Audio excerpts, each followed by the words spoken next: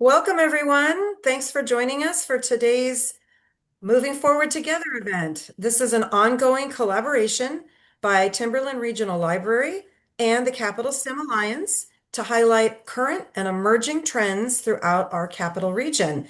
I'm Lori Thompson. I am the director of the Capital STEM Alliance at Educational Service District 113, and my co-host is Cheryl Haywood, the executive director of the Timberland Regional Library. For the next several months, our episodes are going to focus on some unique, high demand, high wage occupations for youth in our 5 counties that most people don't usually think of when looking for a career.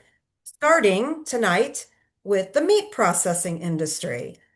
But before I begin, I'd like to acknowledge and thank our tech support team, Chris Cherzan and Lily Grant. Thank you so much for helping and supporting us today. And I'm also glad, as I mentioned, to introduce my co-host and mentor, Cheryl Haywood. Cheryl, could you please let everyone know about the Moving Forward Together series and how to access the episode if you missed any part of it? Yes, so this particular program is as we all saw, is being recorded. It will be uploaded sometime later this week to Timberland Regional Library's YouTube channel. All previous sessions are there as well. It will also be going out in the Timberland newsletter in January of 2026 to over 84,000 people in this region. We will also be sharing the recording with our major partners such as ESD 113, the Pacific Mountain Workforce Development Council, and other partners in this region. Great. Okay, so without further ado, we are going to get into the infrastructure and workforce gaps in meat processing occupations. Those are things like butchering, packaging, and meat cutting. Things that nobody thinks about, but we all need, those of us who eat meat. So to kick us off, it's my great pleasure to introduce our two keynote speakers who will provide us with an interview of the industry and the need to expand those career pathways for youth in our region.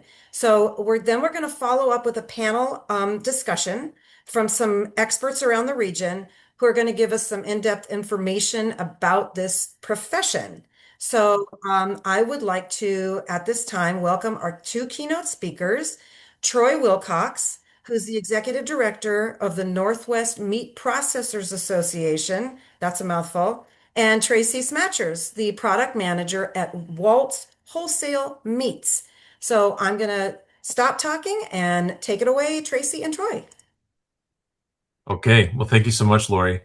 Um, yes, so as you mentioned, I am the executive director of the Northwest Meat Processors Association. We have been in existence since 1971, and we exist to serve the meat processors of the Northwest, which has, since its inception, meant Washington, Oregon, and Idaho. And just this past July, we welcomed Utah as a new state in our membership. We are an affiliate organization under the broader group of AMP, which is the American Association of Meat Processors, and we are their affiliate in the Northwest. And it's been a lot of fun to see our group grow. Our group originally started because we wanted to create a better way of processing meat in the Northwest.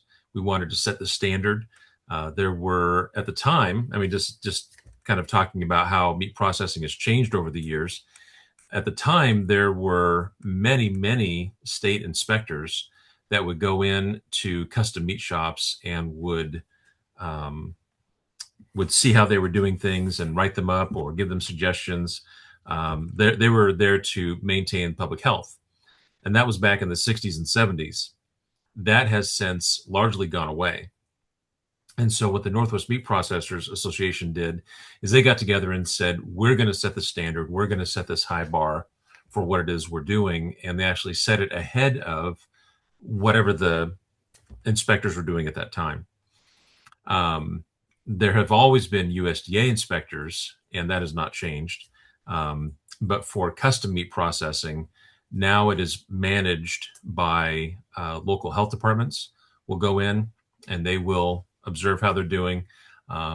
Technically, the USDA still has jurisdiction over custom meat plants, and the USDA has the right to walk in at any time to a custom meat shop and observe how they're doing, either give them suggestions or give them penalties for not doing the right thing. Going back to just the purpose of our meeting today, which is identifying wage gaps, identifying how the industry has changed over the years. Going back to World War II is really when meat processing changed dramatically in the US. It was during World War II when actually PVC film was invented, and this was for the purpose of delivering fresh meat to the troops in World War II. And in the process of doing that, that really changed how meat was processed, because now meat could be frozen and it could be transported and kept fresh for a longer period of time. And the reason I say this changed how meat was processed is, just going back to the cowboy of the cattle drives and bringing, beef to the train, and then the trains would take it to places like Chicago for processing. Now that they had the ability to freeze meat and transfer it long distances, they started to have meat processing plants wherever the cattle were. So this made Nebraska really expand as a meat processing state. Texas expanded as a meat processing state, and so did Colorado. So now they were taking beef and they were able to deliver it more freshly to local grocery stores. In the process of that, grocery stores did a lot of the training of meat processors. They had excellent unions, and it was really an honor to be a union meat cutter. In fact, I've heard people tell me that back in, it was the 80s, they're making $27 an hour as a meat cutter. So being a meat cutter was a really high wage job, and being a union meat cutter was a really big deal. At that time, they were still bringing in whole carcasses into grocery stores. And so all through the 60s, 70s, 80s, they would bring in whole carcasses into grocery stores, and they would break it down, bone the animal out, make burger, make steaks. They would have fresh liver in the little cups, and this is what grocery stores did. The companies that own the grocery stores realized that they could make more money if they had this breaking down of the beef done outside of the grocery store, and they brought in what we call box beef, or brought in primals. So now the unions no longer needed to educate the butchers on how to do all these cuts, how to break down a carcass. Now what they needed to do was just take a primal out of a box and learn how to cut steaks or make ground beef with that section that they were given. The liver was now, processed back at the slaughterhouse and put in cups that way. And so the way meat was processed dramatically changed in the late 80s, early 90s.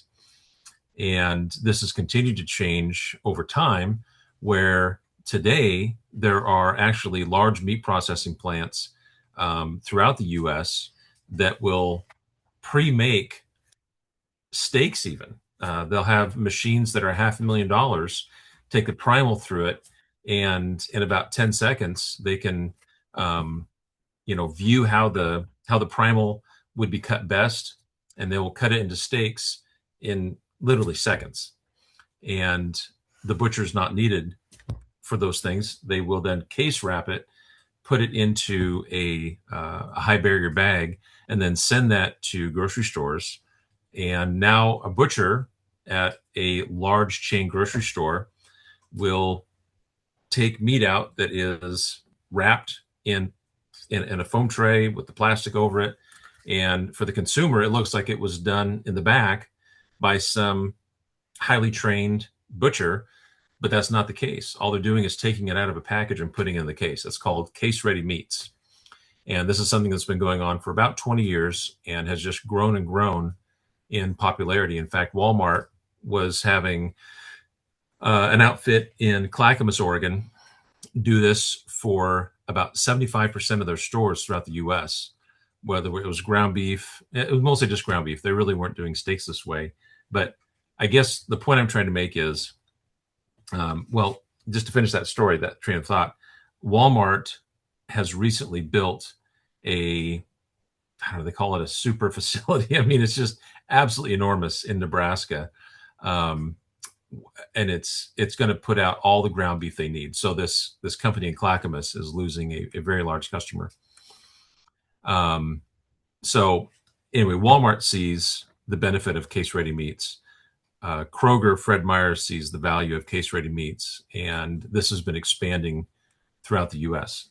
What this means for labor in meat processing is we are losing this training that the unions used to do for meat processors all the way through up until, like I say, about the 80s or 90s. And so now what we have is we have an aging workforce that has these skills. And as an association, we thought, how are we going to train the next generation of butchers? So in 2018, we started an apprenticeship program, and it officially launched in 2019. Of course, as COVID has done to so many things, it really hamstrung our ability to really put forward this program for a couple of years. And in 2023, or was it 22? I think it was 2022, we hired Tracy Smarciarz to be our apprenticeship director. He had been the chairman of the board for our apprenticeship program, and very pleased that Tracy has taken that position and is leading us in our apprenticeship program. And I'll let him be the next speaker on this. But we feel very passionately about educating the next generation of butchers, of carrying on this this mantle, if you will, of making sure that people understand how food gets from the farm to the table. And nothing against the unions; they've done what they needed to do, but we feel like this is really important work that we're doing in trying to bring people on. So I'll let Tracy take the baton from here. Yeah, hello. Yeah, my name's Tracy Smarciarz. I'm actually a second generation butcher. Grew up in the industry and used to own Heritage Meats in Rochester, Washington. I've moved on from that and now am the product manager at Walt's Meats, which is actually now renamed to Rainier Pure Beef Company. As I assumed the role from Troy, actually, as the apprenticeship director, we had an existing program that came through Montana State Northern University. And we were really challenged with trying to get the program started and being acknowledged in the state of Washington as a registered apprenticeship program. The unions fought us in Washington and Oregon. And so we have set up our own apprenticeship program, but we're not affiliated with the state at all. We are looking at becoming a nationally recognized apprenticeship program, which we can do because we are in 4 different states with apprentices. With the existing program that we took on, we took a program that was written and the curriculum was based on a lot of work that primarily is worth not. Let me start over again. It doesn't really fit very well with the existing situation we have with meat cutting because there's not a really good strong curriculum out there based on meat cutting, and so our apprenticeship program has been relying on culinary principles, culinary math, culinary costing, and so it's been a real challenge with training our apprentices and the people that are going through our program throughout our affiliated training agents. So we've been looking at trying to change our apprenticeship program to meet the demands of our people that want to become part of this industry. So we've reached out to multiple different agencies. We recently were awarded a grant through Montana State University to rewrite the program, and we're going to create a new program. We're also working with something really exciting on our curriculum program with Centralia Community College that I'm excited to work with, is trying to create a basis for high school students and getting them the understanding and knowledge to set themselves up for an opportunity in the meat industry. Because there's a lack of education out there, and the education that we have is not really suited towards the program. We're really trying to craft something that will meet the demands of the industry, at the same time get the attention of potential high school students to get into the industry. So we're excited to work on that. I'm looking forward to it. I've trained, I don't know, 40, 50 different meat cutters, and through the years. I've been a part of the education process and in creating the curriculum and center operating procedures and facilities throughout Western Washington. I've also done a lot of work as a consultant to the Niche Meat Processors Network, where I've gone into, I believe I'm at 10 states now, where I've worked throughout the United States, working with people and setting up programs. So I've seen a lot.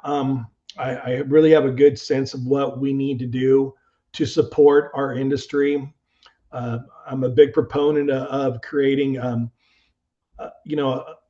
great starting point where we have wage progression. That's one of the key things that we have found, Troy and I have found, is making sure the wages within the industry are matching with today's economy. Troy did talk a lot about the unions in the 70s and 80s. Well, my father was a union meat cutter for Safeway back in the day, and it was a high paying job. And then the grocery stores basically broke the unions.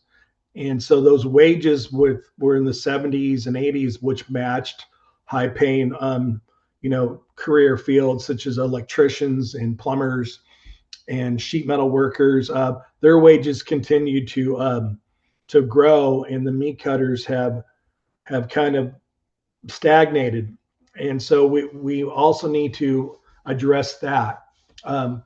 With that, the industry that we are looking at, the part of the industry that we're looking at is really a lot of the independent meat shops that are out there, and they really struggle at trying to find new employees.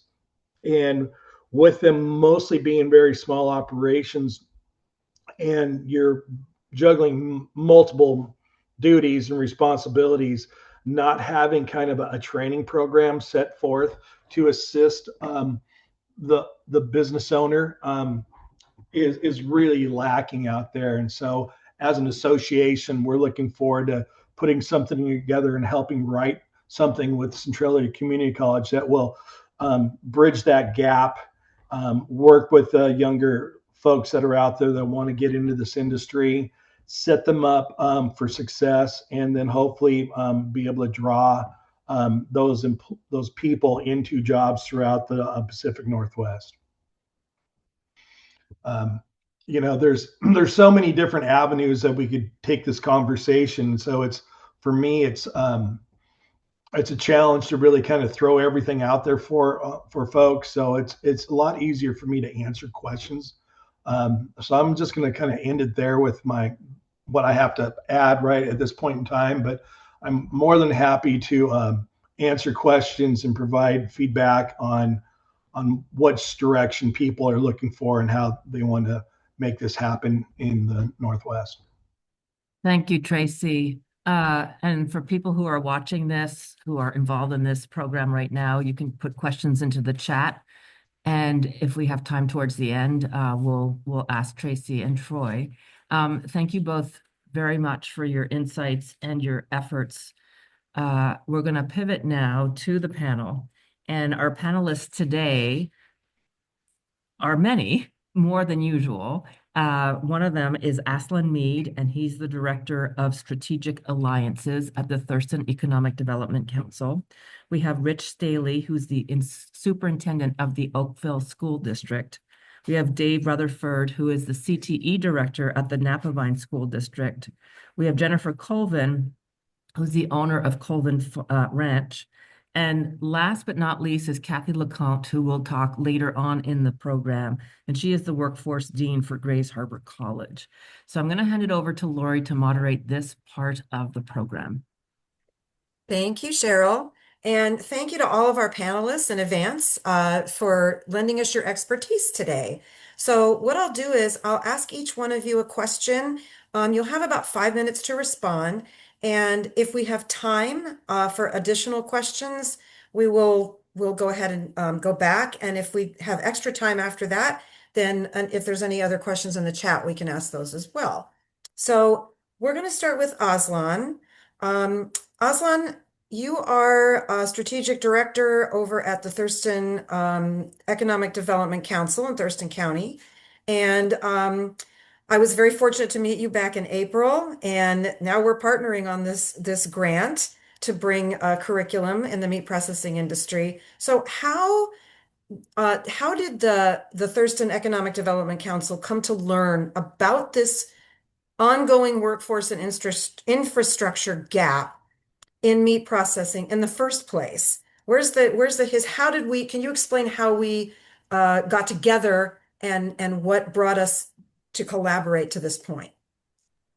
Thanks, Lori, and thanks, Cheryl, for having me and everyone here and addressing this topic, which is a really, really important topic. So I've been at the EDC about 10 years now, but even before that, it was actually Pac Mountain Workforce Development Council that did an industry cluster study and identified that food production was one of the top employers in the region.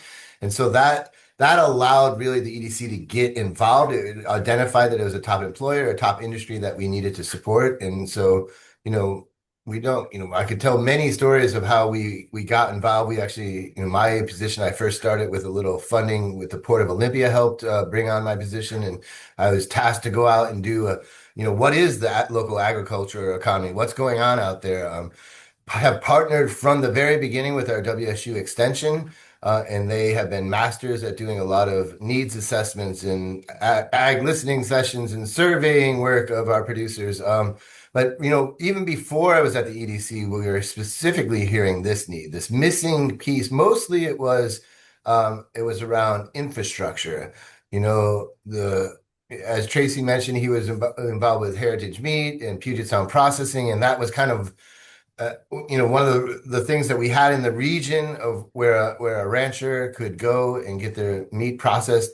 I know Jennifer Colvin can speak much more in depth about this topic. But I mean, we've been hearing this, but we were listening to all kinds of different things. What were the needs? And so, I mean, we undertook a lot of efforts over the last 10 years. We helped form with the Northwest Agricultural Business Center, the Southwest Washington Growers Cooperative. We helped form the Southwest Washington Food Hub, which is also was also first funding actually came through Pac Mountain and was workforce orientated. And then the EDC has undertaken with the city of Tenino, the Agriculture and Innovation Park in Tenino, and which we hope to be very soon the home to, a new processing facility in partnership with the Colvin Ranch. And so we've been listening to all these components, but it really was in the last couple of years that funding came available specifically around workforce. I really give a shout out to our county commissioners in Thurston County. They really championed this idea. They heard the need for the meat processing. And so Thurston and Pierce counties went on a joint study together a couple of years ago and really dug into these issues for the missing gap in both infrastructure and workforce for meat processing. And then again, that gave us more credibility in the region. The documentation has been building over the years. The EDC was able to secure a Quest grant from Pac Mountain a couple of years ago, and that was specifically workforce related. And again, WSU Extension, massive shout outs to Stephen Bramwell and Annie. Did a lot of research of directly going out and talking to the producers in the meat industry and finding all the people in those little butcher shops and people who did not want to answer their phone or take time in any way to answer surveys or provide information, but were really persistent. We also got some COVID relief funds and had an ag recovery program that actually allowed us to do placements where we could actually bring some employees in and have matching funds so that like we help Puget Sound Processing, Delmonico's Butcher Shop and others to actually staff some during this time. And so we've been kind of on this learning curve, but it's really been the agricultural park project in Tenino that is taking it to the next level. Jennifer will talk soon, but we do have Colvin Provisions now at the Ag Park, the Colvin's first retail outlet where we have the local meats available.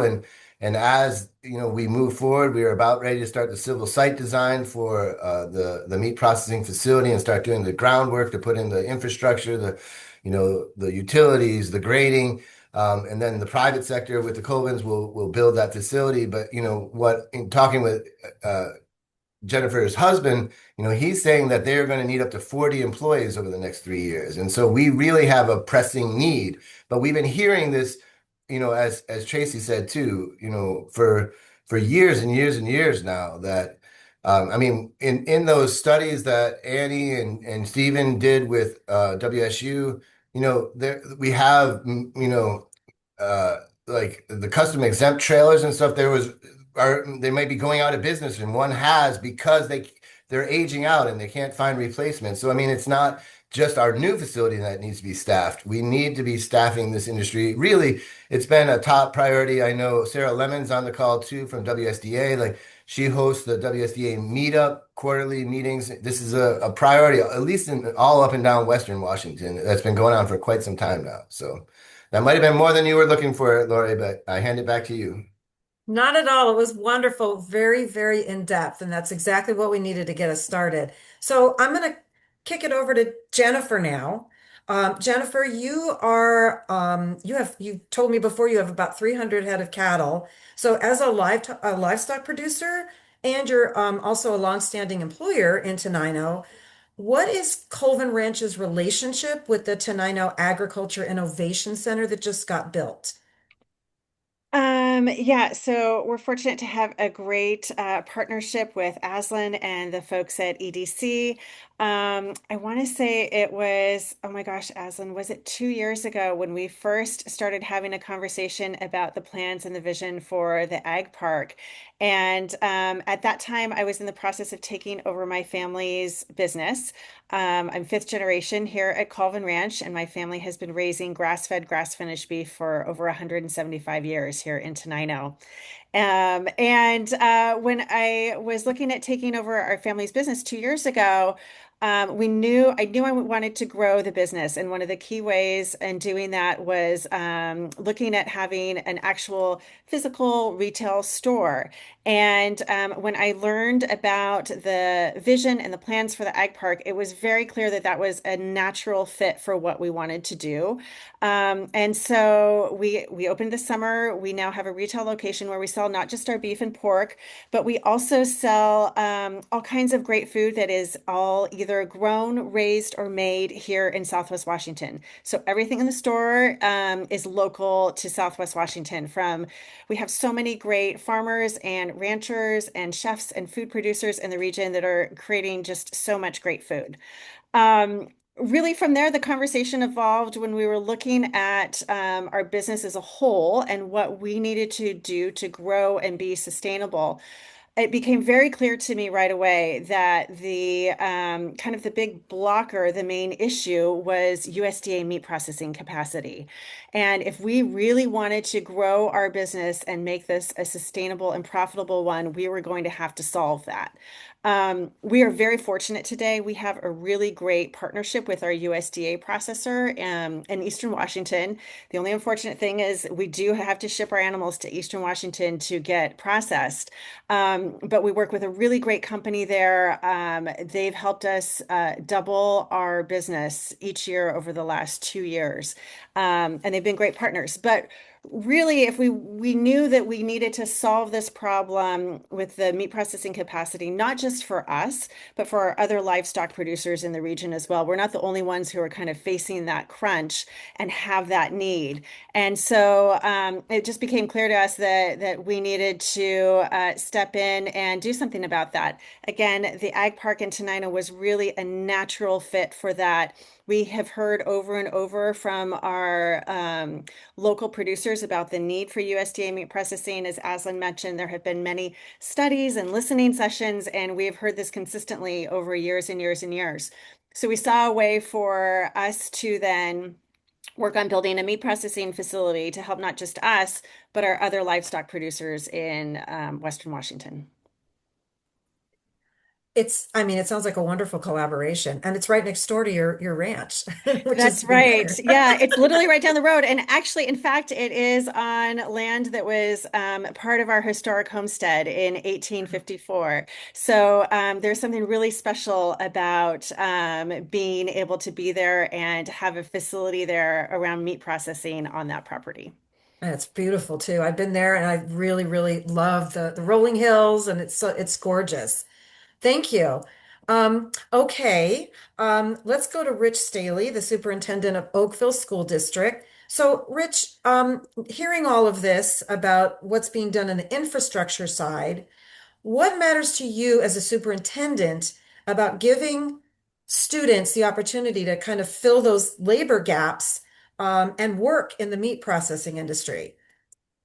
Yeah, well, thank you, Lori, for a question, and thanks for having me. I appreciate it.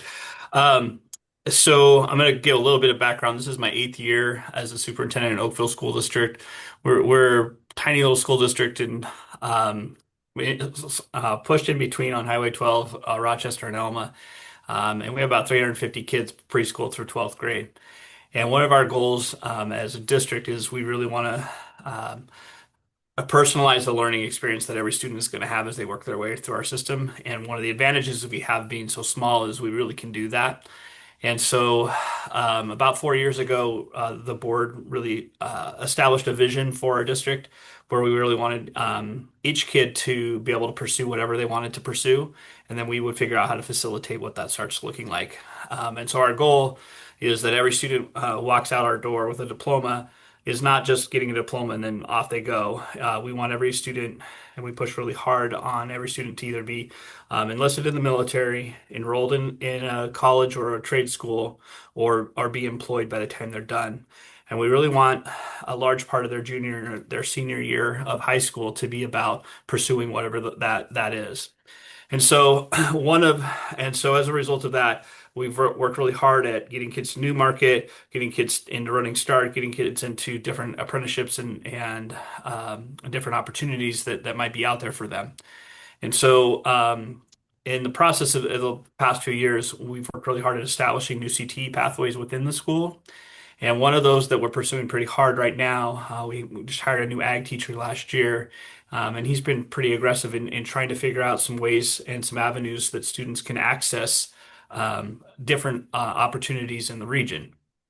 And so one of the things that happened, kind of a parallel track to that, is our food service director pursued a farm to school grant that was offered by USDA last year, and we were able to obtain about $22,000 with that grant. And the point of that grant is for us to be serving Washington based foods out of our food service, but also another key piece to that is giving students to have the opportunities to go out to different agricultural opportunities. And so one of them that is being pursued currently is one, I think they're going to go to Calvin Ranch here in the near future and do a tour and learn about the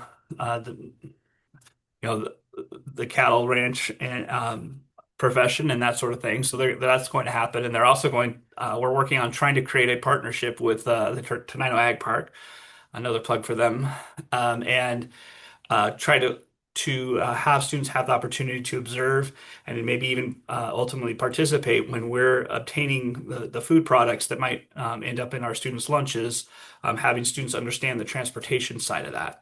And understand what the processing and then the transportation of getting the food from the farm to the consumer, and learning about those pieces. And so it's all in preliminary pieces right now, but it's very much on our blueprint of what we want to do to provide opportunities for students as they pursue an ag opportunity. And so that's our pursuit is one of the things that we've learned a lot about our students in Oakville is the messaging that they're getting at home isn't that they're going to go off somewhere or they're going to go off and go to California and be a movie star. What we hear from a lot of our families is the students are going to stay at home and their family is going to be their family for a long period of time. We have a good partnership with the Shayless tribe, and a big piece of the native messaging in family homes is you're always going to be part of the tribe. You're always going to contribute. And so what we're looking for is opportunities that students can stay local, obtain a skill, obtain an opportunity that way, and then be able to stay home and bring that home. And so we see this as a prime opportunity for students to be able to gain those opportunities through through an internship or an apprenticeship. So we'll certainly pursue some of those as they become available. Thank you. And I know you had mentioned before in your notes to me that you really think we do need a meat processing facility on this side of the state. We sure Um, do. Yeah, which would absolutely. make it a lot easier for your students to actually observe those processes and, Yep. so experience it firsthand, so to speak. So thank you. I appreciate that. Okay, let's go to Dave Rutherford. He is the CTE director at Napa Vine School District in rural Lewis County.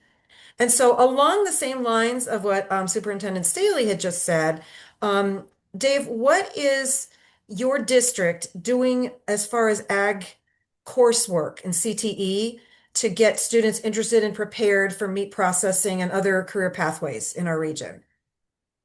So I'm pretty excited about this topic because being a 30-year ag teacher and watching this all on the west side, it's exciting to see where we're going.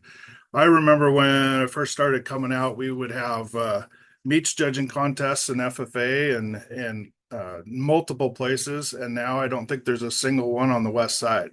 So I really do think that the a key to getting those workers is to grab them in the FFA and get them involved in those meats judging contests. I think I met Tracy probably 20 years ago when we were doing meats judging at Elma, and went to his shop there and was able to train students, and then we would go and compete. And so it's exciting to see some of that, and it's really kind of went to the wayside a little bit. And part of that, I think, is when teachers are trained at WSU, there used to be a really solid foundation of meats. We all of us went through that, and so some of us older ag teachers, that was just a real common thing that we learned how to do, and it's becoming less and less there at WSU, and so that's another key component, I think, for us to look at. At our school, we have really dug in on the apprenticeships. We're just finishing up the final parts of the L&I blessing, I guess is the best way to say it, of our water operators. That apprenticeship, it's a pre-apprenticeship, and then we also have our manufacturing apprenticeship, and so that's pretty solid for most of Lewis County. We're trying to take this on as a kind of a regional approach. We went out and got funding from TransAlta to help pay for the water apprenticeships for those trainings. And we have our first group that is just about halfway done with that. And then we also have our manufacturing. And actually, next week, we're doing our celebration of our first group of graduates in Lewis County. So, pretty excited about that. Hearing about apprenticeships, I do definitely think that that is something we would look for. We have a new ag teacher here at our school, and he used to work at the meat center at WSU, and is very excited about it. He actually is the person in charge of the barbecue contest at the FFA state contest, and so and we have a really solid culinary program, and so we're using both culinary and our ag kind of combining and teaching them all, you learn the retail cuts, the primals, the cooking methods, all of those things are all part of that training that we normally do. And so I hope that we can utilize the ag education that we have. We have a very strong ag education in District 3, which includes Lewis, Pacific, Grays Harbor, Thurston County. We're pretty much most of the ESD is our FFA district, and it's a very tight-knit group that works together and does lots of activities. And so hopefully being able to leverage some of that, I think would be a great component of this. And excited to hear about those apprenticeships taking off, because our students, we're seeing a lot of students, they want to go to work, they want to be able to have a family wage job, and they're excited about that. And so that's kind of what we're doing.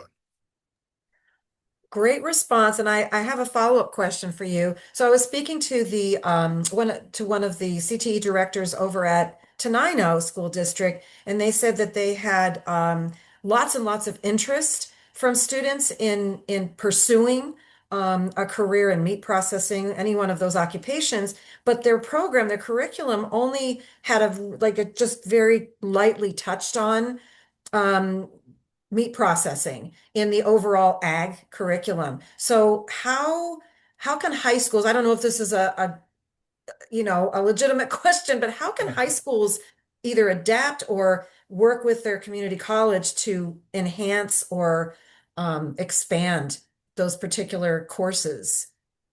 And I think a lot of that has to do with the teacher experience and the teacher abilities. And there's ag is such a broad topic, and trying to narrow it down is tough.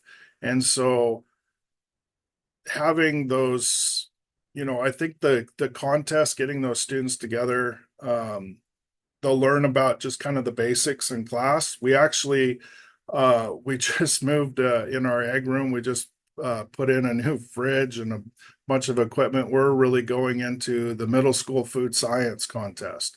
And so they're not only learning about meats judging, they're going to learn about poultry products. They're going to learn about food science. They're going to learn about dairy foods also.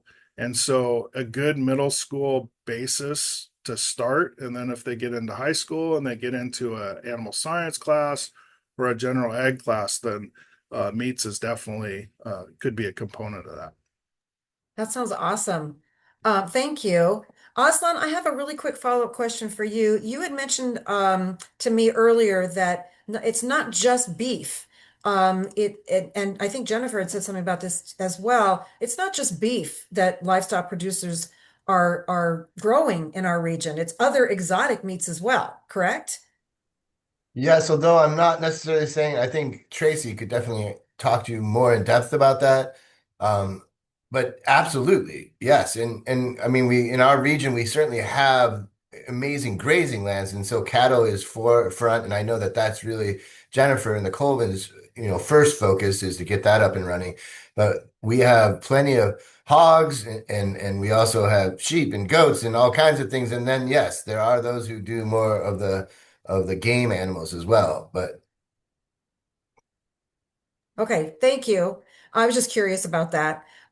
Tracy, could I ask you, having spoken with Dr. Moorbacher, the president of Centralia College recently, we were discussing the possibility of creating curriculum at Centralia College that would partner with a couple of our local high schools and CTE programs. So what gets you excited about this, having this opportunity? Well, I've been really passionate about the industry for a number of years. Grew up in it. I've also been a big supporter of the local agriculture folks and farmers and animal the people that have raised animals because it's supported my family. Um, I what I've found is when people get into the meat cutting industry, there's so many different avenues you can go down. It's really kind of an exciting field, and many people once they get in it, they embrace it, and you're kind of never want to leave it. And so what I've seen and some of the challenges that I see that we need to provide our students, and this is what I'm excited about is they only think of the meat cutter that they might see at the grocery store or at a local butcher shop. There's so many different jobs and parts of this business and the industry. It's one of the largest industries in the United States. And so the wage opportunities are tremendous. And that's one of the things that needs to be part of the education is the opportunities for, 6-figure plus incomes that are available in this industry. And it's just like any other industry, you can start at the bottom and you can work your way up. Well, the other thing that's really exciting about me is when you're training someone how to work with their hands, and learning how to break the beef carcass down or a hog carcass or a lamb or a goat or a deer or ostrich or an emu, whatever it might be, or a deer or an elk. That sense of accomplishment that they get when they figure out how to do it right and they master it and that technique, it gives you a sense of pride in what you're able to do, and that's what's exciting when I've been training folks and see them grow. I have trained multiple people, from the ground up that are now, grocery store managers or have gone on into sales areas that are all making 6-figure incomes, and so that's what's exciting for me in is providing that there's more to it than just being behind the butcher case. You can grow in the industry. And so those are the things that I really want to be able to provide, the students coming into the industry that, there's more to it than just, sitting up there or, running the slaughter truck or what have you.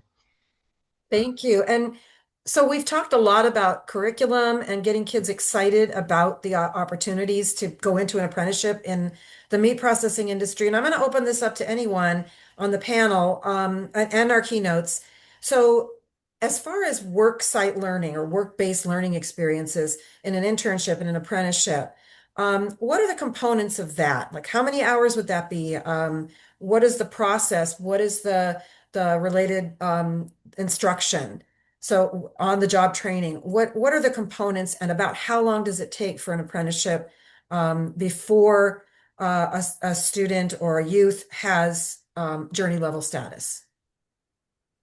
Well, I'll tell you, if you're working in a butcher shop and you're doing whole animal butchery, and if you come to work and you're working 40 hours a week, and you're doing it all day long, it's going to take you a good year to master all of the things that you need to do to be able to break down a whole beef carcass and fabricate it.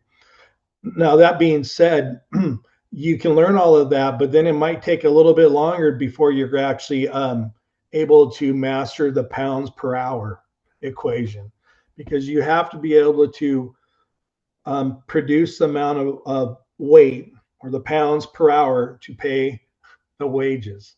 And so that's the other thing that has to be taken into consideration if you want to get into this professionally, is whether or not you have the stamina or the ability to work with your hands and work hard and work fast.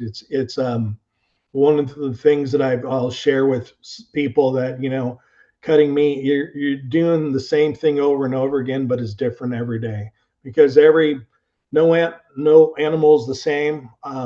No customer wants the same animal cut. Um, so it's the same but different. There's always going to be a little difference here and there. We're not cutting 2x4s. The facility that I'm a part of right now, we're the third largest harvest and processor in the state of Washington, where we process up to 500 carcasses a day. Um, the largest facilities are on the east side, and they're doing 1,000 to 2,000 a day. So there's different levels of fabrication and processing that people are going to have to understand and learn. So there's a tremendous amount of knowledge and language, and new words and terminologies that people, once they get in the industry, have to master.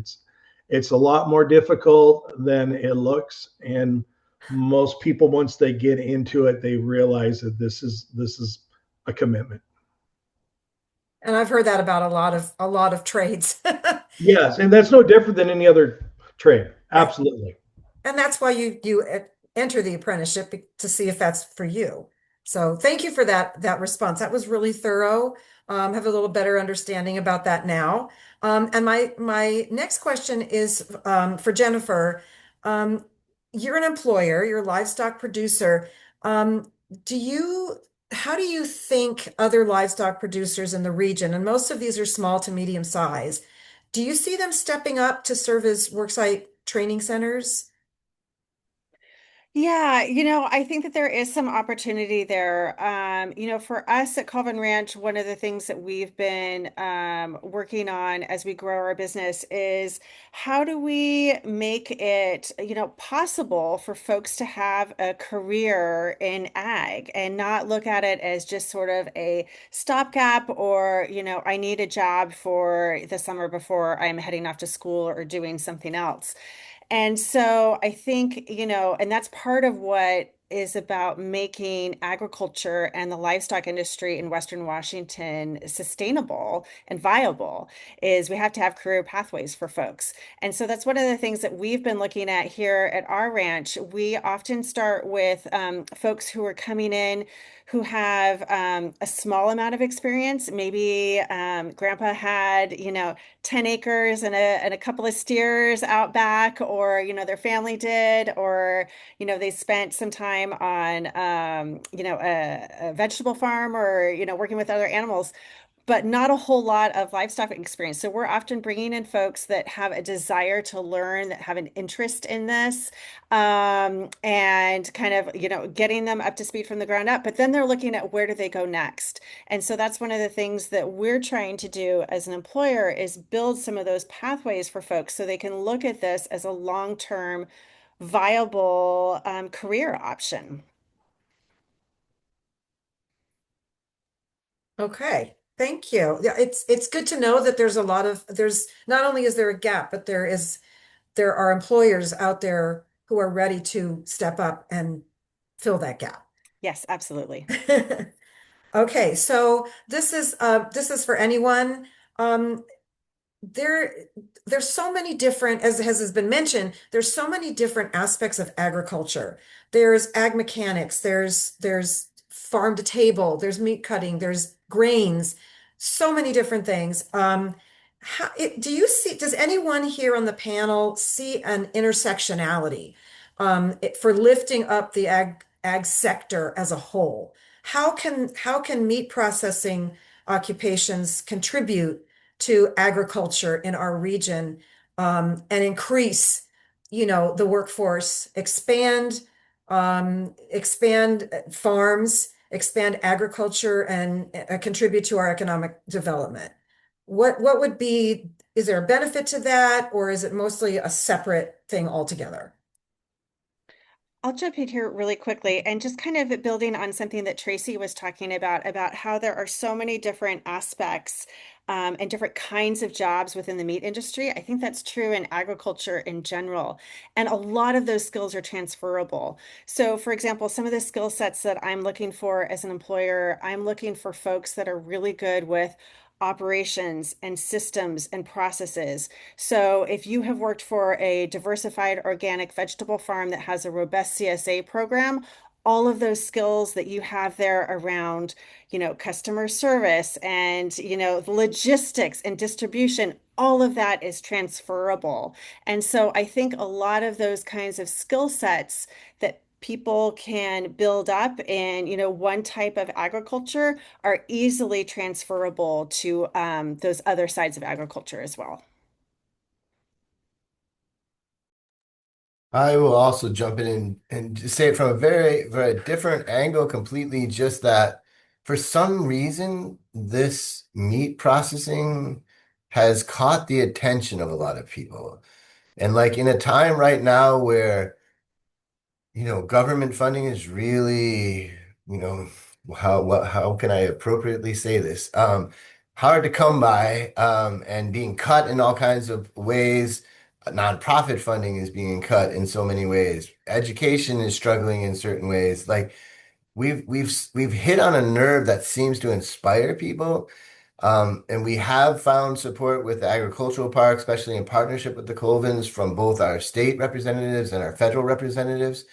And I just feel like that awareness and that success can kind of raise a flag that can affect other components. And so like just having the ag park, my very first meeting held in the conference room was a workforce meeting. And from that meeting is where I met Lori. And from that led to this effort that we're talking about today. And we received a Career Connect Washington grant. And we're, so I mean, success within the industry in any component of the industry can help success in a larger and bring more attention to the needs that, I mean, agriculture is a challenging, we all need to eat every day. And yet, my Lord, it is one of the most messed up industries, especially in workforce. I mean, it just doesn't follow any of the standards that traditionally are supported, high wage jobs that are sexy, like aerospace and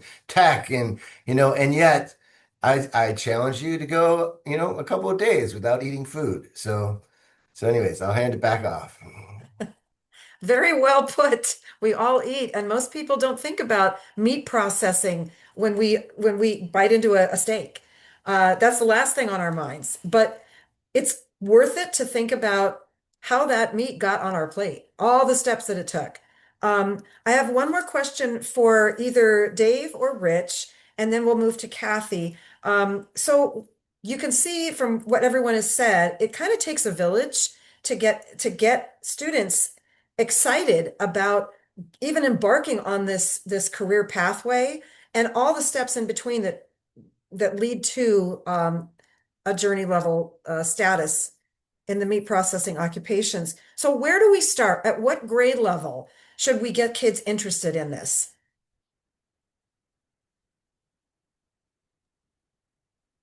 Well, for us, we're starting with our middle school, and so that's been a big component. We do our greenhouse with middle schoolers, and then we also have the food science. It definitely fits in with what we're doing.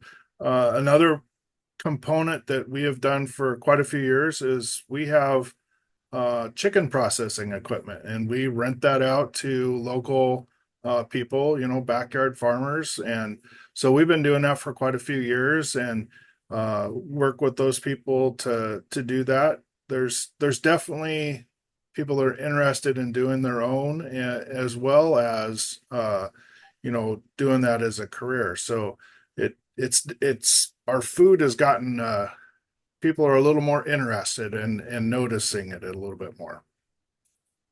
Yeah, sixth and seventh grade is when we start talking about career exploration and pushing kids to start thinking about longer term, what the implications of of what they're going to do when they're post high school. So we're about the same as Dave. We don't have a chicken processing piece yet, but yeah, helping kids get interested at that point. We do a careers class in the middle school. And That's another great. thing is, career fairs are pretty big. We've moved to a career expo. I think last year we had over 500 students from most of the small schools in Lewis County. And so, getting this message out there as far as there's careers in this, and being able to get that in front of students is definitely a big piece of the puzzle also, I think. And it's become I see more and more schools doing career fairs, and just because kids are hungry for what am I going to do? And with the new high school and beyond plan that we're all putting into place, uh, that all fits in there, especially for them to see what are those careers that are out there, and to take a look at it and kind of do some exploration. So there's lots of really cool things. And Lori, you talked about you mentioned it once, worksite learning. So even students can go out, and we have a pretty robust worksite learning, both paid and unpaid, for students to do 360 hours and get a high school credit in a job somewhere. And so we do that quite a bit, and it's been very successful. And so that's another thing for getting maybe even those younger students before they turn 18 and are graduated. So piquing that interest even younger. And I would agree with that because by the time a student is 11th or 12th grade, it's really hard to get them to really focus on a career pathway if they haven't already started Yep. from a long time ago. So I totally agree with you on that. Thank you, all of you. My last couple of questions are for Kathy. You're aware that Centralia College is working with the Capital STEM Alliance, the Northwest Meat Processors Association, and Tenino and Rochester school districts to develop this curriculum. You're the new workforce dean at Grace Harbor College, and I'd love to hear a little bit about what Grace Harbor College is doing in ag in general. And do you see any students maybe being interested in pursuing meat processing credentials or certificates? And if so, or if not, what other options are there for students who are in an ag pathway? Great questions. Thanks, Lori. Yes, I am new here. I've been here about a year and a half, but I'm not new to CTE and workforce development. I spent a lot of years in apprenticeship, developing and delivering related technical instruction. Some of my best friends are CTE directors, so that secondary, post-secondary connection that we tried to make with those programs of study. I remember back to the tech prep days, and that might be making myself a little bit old. But in 2011, I came to the state of Alaska and was involved in that. So all of the things that you've been talking about are familiar to me and exciting. And I think that as I was listening and taking notes, I think the nature of rural jobs and rural job opportunities is a unique relationship dependent conversation. So being able to listen to what's going on here and being aware of what my colleagues at Centralia are doing, I look for where Grace Harbor College can fill a niche and not replicate um, what's already happening. So at Grace Harbor College. So the other thing that I wanted to say before I launched into my thoughts about this is we spend a lot of time working. I have spent a lot of time working with secondary to post-secondary relationships and partnerships, but where we have opportunity is in that post-secondary to post-secondary opportunity because we have a culinary program here. It just launched this year. The focus is on Pacific Northwest cuisine, and I can't think of anything better to showcase Western Washington beef and other things than in our program. And getting connected with folks that can come and talk to our students, to say, this is a career, this is an opportunity for you, this is something that you might be interested in, because they may not want to go into a kitchen as a line cook or a prep cook. They want to do something more and different. So connecting post-secondary to post-secondary, I think is a real opportunity for us. In another area, our diesel technology program, we try in all of our trades programs to do cross-industry training. So a person that takes diesel technology, or they take carpentry, or they take welding, at the end of that, they can go into maritime or transportation or ag or fixing and repairing machinery that processes meat. So there's a lot of opportunity to, again, connect post-secondary to post-secondary to talk to students that are currently in our programs. You would think they would come with a clear idea of what they want to be when they grow up, but that's not always the case. So we like to give them that opportunity to explore that. And they may not even consider it, especially being in Aberdeen. I was born and raised in Aberdeen, and the Wainuchi Valley was where all the dairy and the beef was. We didn't mess with that in Aberdeen. We just went to the meat shop and bought it. Speaking of that, those old meat markets, oh my gosh, I miss those. Again, I'm showing my age, but we had a lot of those in Aberdeen when I was growing up, and it was awesome. One of the other programs that we're involved with here is the Marine Agriculture and Construction, called the MAC program, and we've taken on the welding part of it. And that program has developed a framework, and it's either at OSPI or getting approved, going through the processes at OSPI to have that welding K-12 connection to our post-secondary program. So that framework is a model that can be used in other areas like culinary, or like construction, or the diesel mechanics.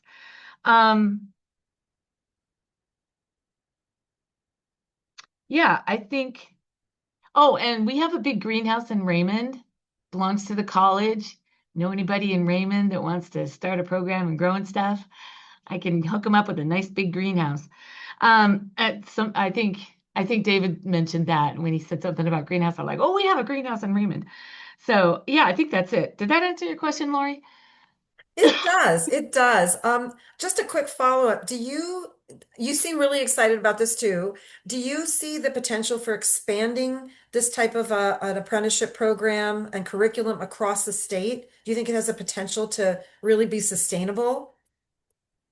Absolutely. Absolutely. So my observation about apprenticeships, I love apprenticeships. I think they're a great opportunity for folks to earn and learn. And I feel like in rural communities, apprenticeships work very well, because both, yeah, in rural communities, because there isn't a huge demand. So like in our programs, we have a different model. We do a intensive block scheduling. And so every quarter we turn out 4 or 5 carpenters, 4 or 5 diesel mechanics. But if we were to put in 15 in the fall, and then a couple of years later turn out 15 on the other end, that would saturate the market. So being able to have the trickle, I guess, into the community. Apprenticeship is just like that. We may not be able to start up a full-on meat cutters program, or we're talking with some health providers for sonogram and radiology. We can't stand one of those up here, but we can certainly partner and facilitate that related instruction, so that we can train up the 5 or 6 people in our local area that need that skill. So I absolutely see apprenticeship being a really good solution for rural communities. And I also see it also for corrections, but that's another story at another day for another time. But it's that really just in time model of learning that meets a need of a small number of people, but it's still a great need. We may not need 20 of them, but we definitely need 2 or 3. That's a really good point. And I'm sure that Jennifer, an employer, would agree that while it's important to have a sustainable pipeline, you have to start small and match the closing the gap with the ability of the infrastructure to handle that. So I love the fact that the Ag Center in Tenino is working alongside, marching alongside this curricular process with Centralia College because it's matching and nothing's getting ahead of itself. So we want to make sure that there's a constant flow and a really sustainable pipeline for youth to come into this profession. So I really appreciate what you just said, Kathy. That was really important. Um, and I want to thank Career Connect Washington for enabling us to even do this project. We're really excited about it. As you can see, we've got lots of partners and lots of people invested in this. And I think it's really great for our region. Since our region is largely rural, and relies so much on agriculture and all types of agriculture and the mechanics that sustain it. So I think just having all of you here has been so helpful. You've given us a really holistic picture of how meat processing can contribute to economic expansion in our region. So I want to thank all of our panelists so much. We have like 5 minutes? Does anyone in the audience have any questions? Or would any of our panelists like to add anything that I didn't question you about? Or any of the comments or questions in the chat? There was a really Aslan, you said something about Sarah. Yes, would you like to introduce Sarah? I think it's very valuable to just let her have a moment here and make sure that everyone is aware of that she exists and what she's capable of sharing for the industry. So, Sarah, are you willing to say a few words? Yeah, thanks, Aslan. I was hoping a little bit to lurk, but very happy to say hi and excited so much about this project. Very grateful to the Capital STEM Alliance for funding this project. I think it's going to be great and hopefully a template that we can use for other regions of the state. So I'm Sarah Levin. I work for the Regional Markets Program within Washington State Department of Agriculture. It's the program that supports small and direct marketing farmers. I'm our livestock and meat specialist, and so I work a lot with small and mid-scale meat processors because that's a critical step in getting farmers and being able to get products from farmers to people's tables. Our program also operates, as Jennifer mentions, the WSDA Farm to School program. So happy to connect you with our Farm to School team. And my role really is to help people understand regulations. We also provide marketing support, and then we partner with great organizations like the Thurston Economic Development Council, the Northwest Meat Processors Association, and anybody that cares about sort of the same topics that we do in order to support a really thriving meat economy in Washington. And we know that I live in Pierce County. I'm also like currently eating a land Jaeger from Puget Sound Processing, although they might have been better when Tracy was there. Don't tell him I said that. But this is where I live in the state, and it's very important to me to see farms continue to be viable in this area, and that means having viable slaughterers and butcher businesses. So very excited to help. I'll throw my contact information into the chat, and yeah, happy to support in whatever way I can. And thank you, Aslan. I appreciate the call out. Thank you, Sarah. I'm going to turn it over to Cheryl. Thank you again, all of our panelists and our keynote speakers. It was fabulous. Fabulous. Thank you. Thank you so much. This has been a really robust discussion. We do have a little bit of time. So if there's any one of you who would like to add closing remarks or any aha that you have thought of during the discussion with the chat as well, this is your moment.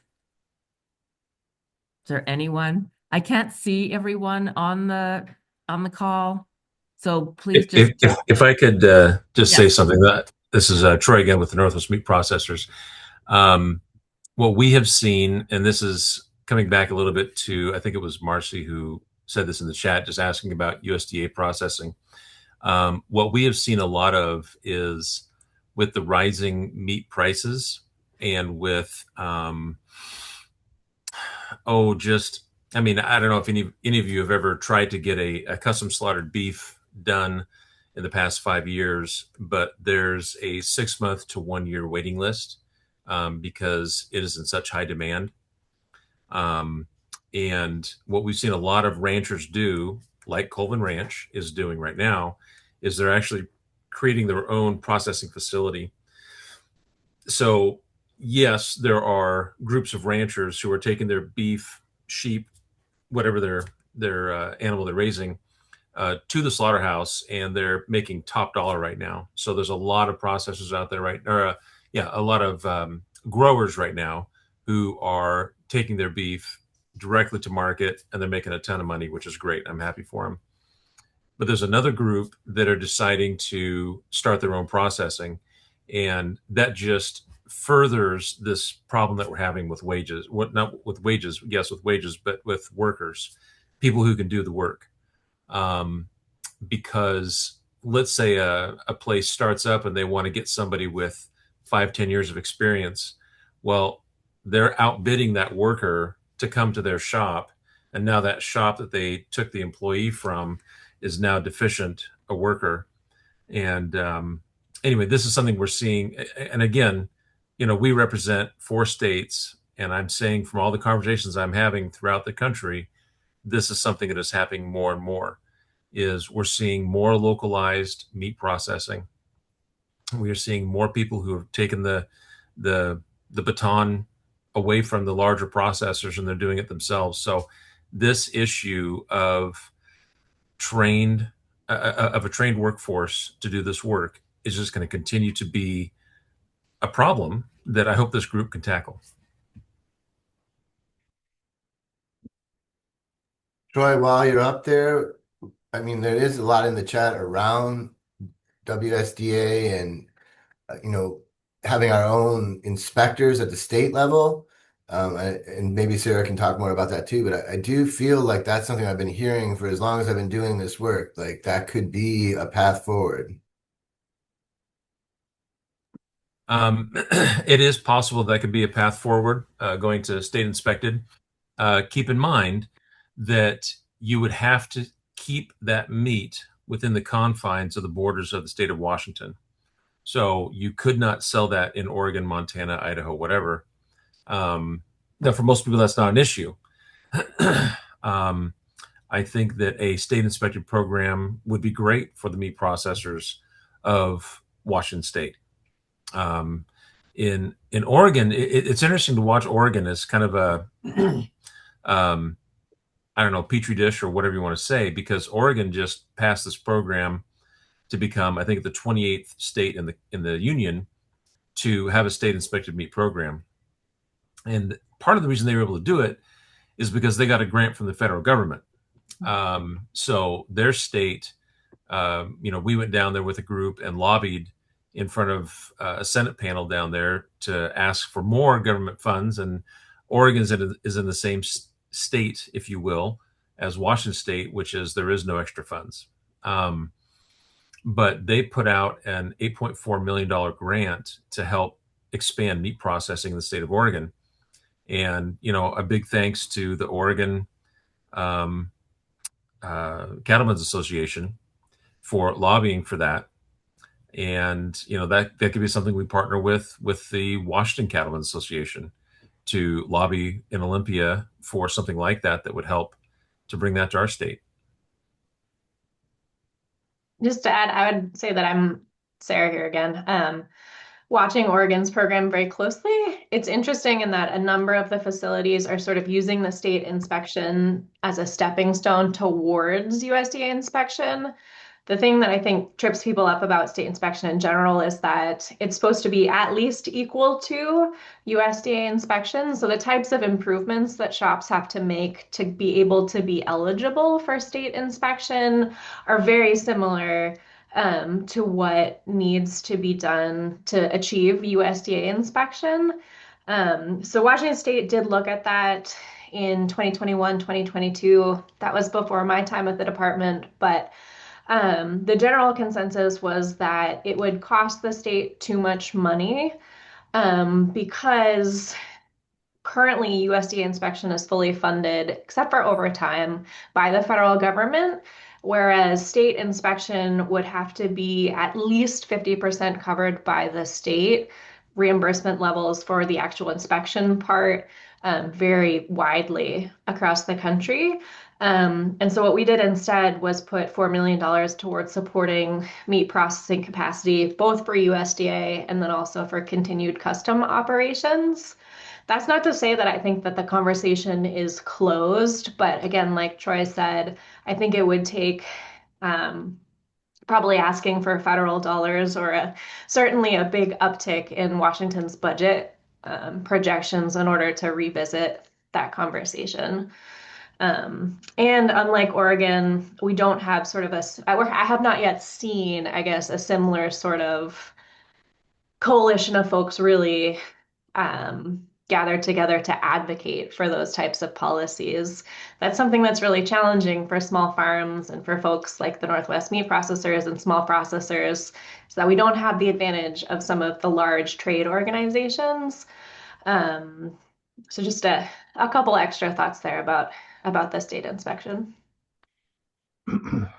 I would just like to add real quickly, this issue or this conversation is a national conversation that has gone around the United States. Tomorrow, I'm speaking with some folks in Texas, and on Thursday, I'm speaking with some folks in Pennsylvania that want to open and build meat processing facilities. One happens to be a rancher, and the other one wants to start up his own custom mobile slaughter and processing facility as part of the niche meat processing network. I'm one of their technical assistants, and that's how I've stayed and so involved in this, and how I've traveled to 10 different states in the last 3 to 4 years, from Texas to South Dakota, up and down the West Coast, helping local farmers or growers or people in this industry that want to get into this industry and understand the regulations. There's a lot of help out there, but not a lot of people have actually implemented the regulations into an actual business. So it's a real challenging step to go through. There's a lot of federal regulations and codes that you have to be able to understand that work side by side with state regulations and requirements, as well as local county requirements. So it's a tangled web that is what you have to weave and get through to get into this industry as an owner of a meat processing facility. I want to give a major shout out to Tracy. I mean, we are so lucky to have him in our region, just so lucky. And not only does he know the industry inside and out, top to bottom, since what did you say? You started when you were 5 or something like that. Yeah. I started killing cows when I was 4.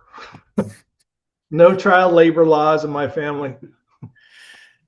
But he's also rare that he has the knowledge, but he's also willing to take the time. Like, since I've known him for, I don't know, 12, 13 years, he is willing to take time out of his daily life and actually go out and be an advocate and actually do the education. And anyways, Tracy, you're an incredible blessing.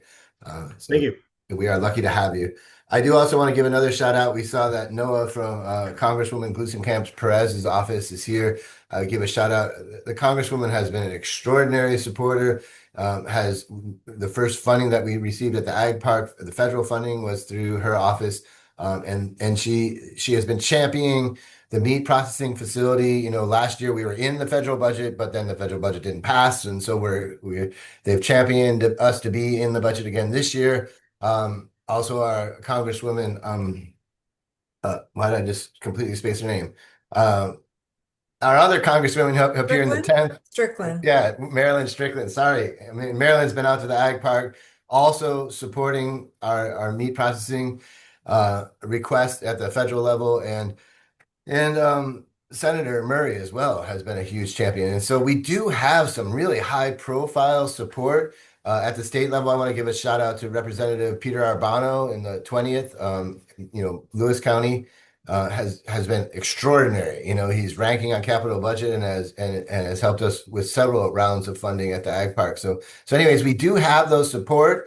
And yeah, it is nice to be able to have this conversation and to have the people in the room with the actual knowledgeable people on the ground, with the actual raising the animals and processing the animals, with our educators, know that we have political support with, it does feel like we are building momentum. So thank you to Lori and Cheryl for hosting us today.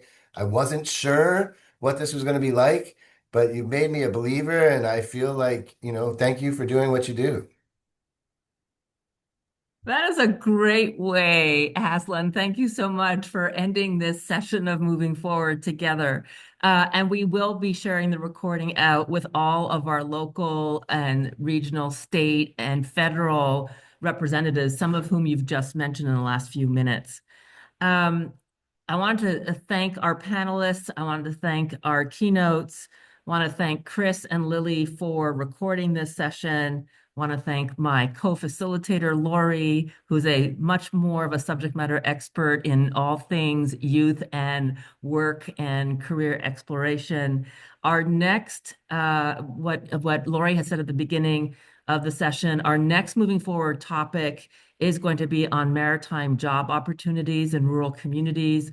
I think we might have a few minutes here for Kathy to say a few words. It's going to be on February 24th from 4:30 to 6. It will also be recorded, and we will be bringing in local subject matter experts for that panel as well. Kathy, do you want to say any final words on the next moving forward so that we can connect the dots between this one and that one?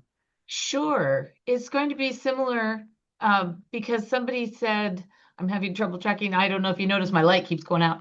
But this isn't unique to any one industry. This is a unique across the nation, across industries, and maritime is no different. The graying of the fleet has been discussed for years and years. And that transitional from family transition into, I think Julie was talking about she might not be on here anymore. Her family homestead, it's a family business. So it's maritime, fishing, and just all the maritime processing, and then also in the transportation, the tug and barge industry and all. So there isn't a lot of rushing to become, a mariner. So we're working on the same issues. It's career exploration, it's training, it's getting people that experience, which is difficult on a boat because you only have so many billets. And so apprenticeships, we tried to do that in Alaska, and apprenticeships are challenging because they only have so many bunks and they don't have a spare bunk for an apprentice. But the maritime industry is it has a built-in advancement, right? You start out as a deckhand, and then you become an able-bodied seaman, and then you become a third mate, and a second mate, and a first mate. So they do have that progression like apprenticeship does. So, anyways, I hope that next month, that when we come together, that Ann Avery will be, or in February, I mean, that Ann Avery will be able to join us because she's doing something very exciting. And Washington is a single interconnected maritime campus, and I am thrilled to be part of that. And we have a project in Grace Harbor called Westport Maritime Futures. So, yeah, I get excited about that. I love maritime industry. So We anyway. can tell. Okay, well, thank you for your final comments. We are 5:57. People's emails or names, contact information. If you could see people's names also in the chat. So in terms of contacting people, you can always come to the library to ask. You can always connect with Lori to get further in touch with the panelists today. So on behalf of Timberland Regional Library, on behalf of Lori and the Capital STEM Alliance and ESD 113, thank you for your time today. We are going to absolutely make sure to get this recording out to you so that you can share it with your communities, and we will share it across this region in January, as I mentioned at the outset. This has been a phenomenal session. Thank you all, and have a happy holiday season. Thank Take you. care, everyone. Thank you for being here.